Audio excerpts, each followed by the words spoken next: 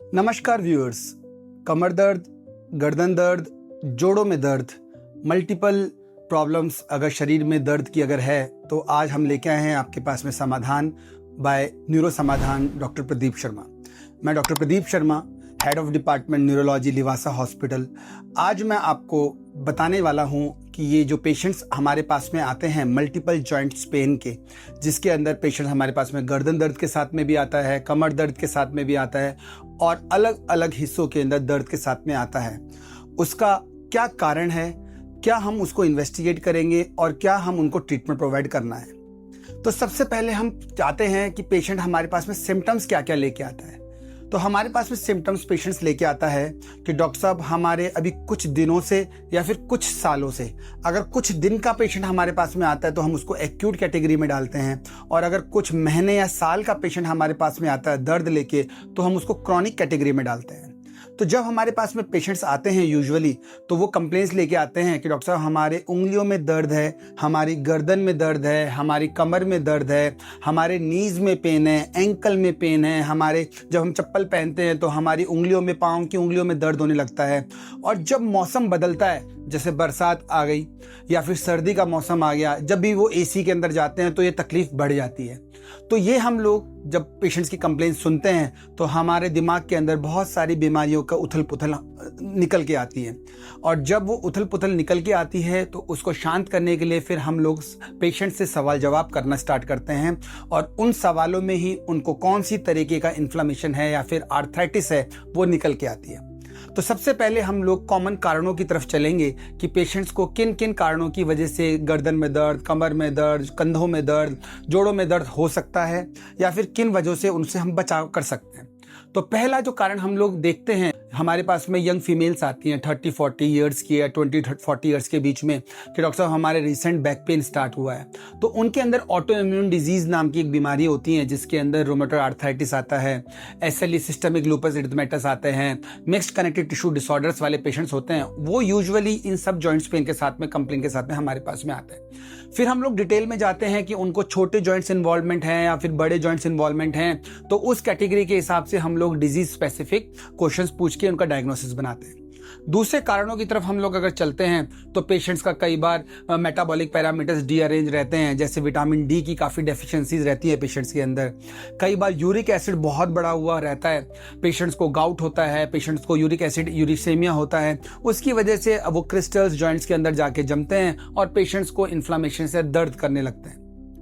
दूसरे कारणों की तरफ जो हम लोग देखते हैं पेशेंट्स को, मेल जैसे पेशेंट्स आते हैं उनके अंदर एनक्लाइजिंग स्पॉन्डिलाइटिस होने का कारण रहता है। बाकी अगर ओल्ड एज वाले पेशेंट्स हैं तो ऑस्टियोआर्थराइटिस होने का कारण रहता है।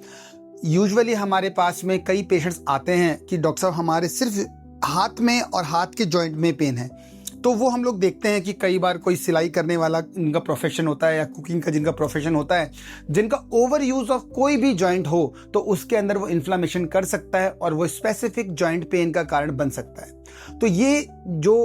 ग्रॉस हम लोग कारण देखते हैं ओपीडीज के अंदर कि जॉइंट पेन और गर्दन दर्द के और कमर दर्द के, वो सब कारण मैंने आपको बताएं। फिर हम लोग पहुंचते हैं इन्वेस्टिगेशंस की तरफ, क्या क्या इन्वेस्टिगेशंस हमें करवानी चाहिए या फिर जो डॉक्टर्स के पास में आप जाएंगे तो वो क्या इन्वेस्टिगेशंस करवा सकता है। तो सबसे पहले हम लोग करवाते हैं इन्फ्लामेटरी मार्कर्स यानी बेसिक इन्वेस्टिगेशंस, जिसके अंदर CBC, ESR आता है, LFT आता है, CRP आता है। और अगर हमें कुछ लगता है कि पेशेंट को स्पेसिफिक आर्थराइटिस है, जैसे रोमेटॉइड आर्थराइटिस है किसी को, या फिर किसी को गाउट आर्थराइटिस है, या फिर किसी को ऑटो इम्यून डिजीज है, तो फिर हम लोग स्पेसिफिक इन्वेस्टिगेशंस की तरफ जाते हैं, जैसे ANA प्रोफाइल करवा लेते हैं या फिर RA फैक्टर करवा लेते हैं, NTCCP करवाते हैं। तो बहुत सारी स्पेसिफिक इन्वेस्टिगेशंस होती हैं जो हमें उनके डायग्नोसिस की तरफ लेके जाती है। और सबसे सिंपल इन्वेस्टिगेशन जो हम लोग विटामिन डी के रूप में देखते हैं कि जो कमी आई उसको हमने जैसे फुलफिल किया और पेशेंट्स के जोड़ों में दर्द, मांसपेशियों में दर्द, हिप में पेन, वो सब इंप्रूव हो जाता है।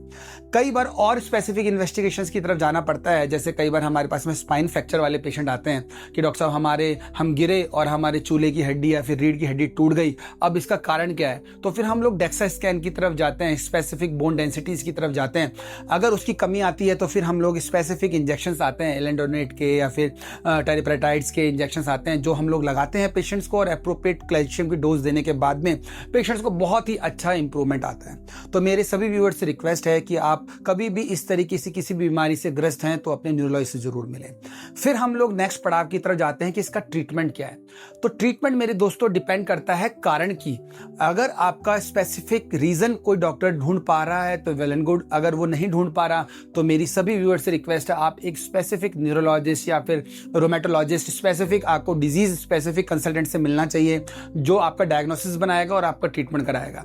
ग्रॉसली जो ट्रीटमेंट हम लोग देखते हैं पेशेंट्स के प्रिस्क्रिप्शंस पे या डॉक्टर एडवाइस करते हैं वो यूजुअली एनसेड्स आते हैं जिसको पेन किलर बोलते हैं। लेकिन व्यूअर्स, मेरी सभी व्यूअर्स से यही रिक्वेस्ट है कि ज़्यादा एनसेड्स ना लें, ज़्यादा पेन किलर्स ना लें, क्योंकि इनका किडनी की डिजीज़ का खतरा, लीवर की डिजीज़ का खतरा या फिर ऑर्गन डैमेज के खतरे बढ़ जाते हैं। तो आप सबसे पहले अपने डॉक्टर से रीज़न पूछिए और उसका ट्रीटमेंट करवाएं। और इन द लास्ट अभी जो ये मौसम बदल रहा है बरसात का, जिसके अंदर डेंगू और चिकनगुनिया होता है, तो हमारे पास में बहुत सारे patients, ample of patients are coming जो पोस्ट वायरल पॉलीआर्थ्राइल्जिया हम लोग बोलते हैं उसके साथ में आ रहे हैं,